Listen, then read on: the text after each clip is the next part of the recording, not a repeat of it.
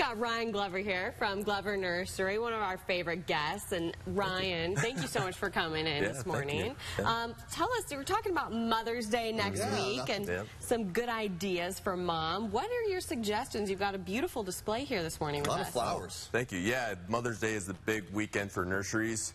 And the big thing is, you know, getting annuals and something that's going to bloom all season for your mom. You know, if you think you want to get a perennial because it'll come back each year, a lot of those can be short blooming, so you want to be careful picking perennials because it'll kind of be bloomed out and kind of just fade away. But annuals are going to color all season long for her. Oh, sure. Now, you have the flowers, you have some pots here as well. I've got to be planting my flower pots in addition. You mentioned you kind of have this cool tips or maybe an acronym or a direction that people should be thinking about in preparation of how to do that design. Yeah, our annual buyer, she has a slogan that says you need thrills, fills, and spills. Okay, now how does that work then? What do you mean? So like these calla lilies right there, that would be what's considered a thrill, something that's in the middle of the pod that stands out, that so you want the thrill in the center? Or off center, but something that's going to be above everything else. Gotcha, gotcha. Okay, so then you said that's the thrill. What's the fill? Fill could be like the coleus there, the colored leaf. That's a great one.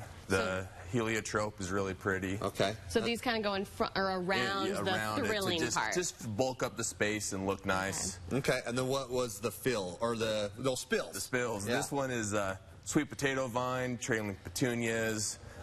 This is verbena here that's already in this basket that's potted. You can see how it's just, and that way you kind of get, you know, a full color from hanging below the pot to above the pot. I like that technique because last year I was telling you how I had this kind of as my center, and that's maybe not what I needed. I needed more thrill rather than fill or spill. Yeah, Dracaena's great. It's been around, you know, forever. But you know, you could use that, but you'd really, as your fill, you'd want something that really pops. You need something that pops out. What about decorations? You've got this nice giraffe here. Kind of explain to me what's going on. You said these are becoming more and more popular. Yeah, we have statuary and the metal art, and they've just been extremely popular. You know, you can just place them in your beds, and we have flying pigs, we have sheep, we have dogs. It's just, you know, kind of express your personality. It's kind of subtle with the color, but it's really cool. And it's, for me, it's not too cheesy. It's like this cool rustic. What are you saying?